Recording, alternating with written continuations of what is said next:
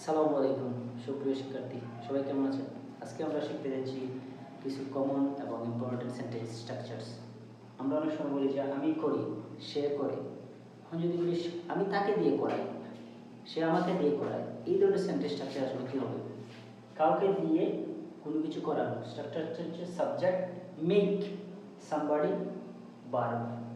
তাহলে আমি করি, আই ডু। নরমালি আমরা জানি আমি করি, আই ডু। আমি তাকে দিয়ে করাই, স্ট্রাকচার প্রথম হচ্ছে আই মেক, হিম, somebody হচ্ছে হিম। আমি তাকে দিয়ে করাই, আই মেক হিম ডু।